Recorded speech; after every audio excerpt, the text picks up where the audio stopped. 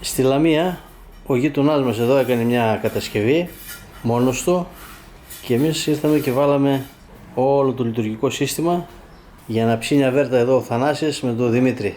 Και είναι και καλοφαγάδες, μεγάλους πάγκους με νεροχύτη. Σας δίνουμε ιδέες για να φτιάξετε μόνοι σας τη δική σας κατασκευή στα δικά σας τα γούστα, όπως σας αρέσει, με μεταλλικές φούσκες, περίτεχνες, με διάφορα σχέδια. Είστε ελεύθεροι να κάνετε ό,τι θέλετε.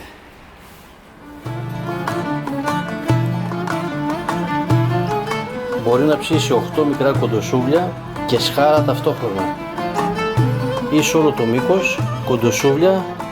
Τους βλέπω να τη γεμίζουν την ψισταριά, γιατί είπαμε είναι καλοφαγάδες, τρώνε πολύ. Μπορούμε να ψήσουμε 2 αρνιά μεγάλα ταυτόχρονα μέχρι 20-22 κιλά το καθένα και 2 κοντοσούβλια ή κοκορέτσια ταυτόχρονα στις εσωτερικές θέσεις. Και οι διάφοροι συνδυασμοί που μπορούμε να έχουμε εδώ είναι πάρα πολλοί. Μπορούμε να ψήσουμε σε όλο το μήκος σχάρα, μπορούμε να ψήσουμε 2 μισά κοντοσούβλια και στην απέναντι πλευρά να ψήσουμε μικρά κοντοσούβλια που θα βγουν πιο γρήγορα. Δίνει πολλές δυνατότητες ψησίματος, φαντασία μόνο να έχει ο ψίστης. Και εδώ τα παιδιά έχουν μπόλικη.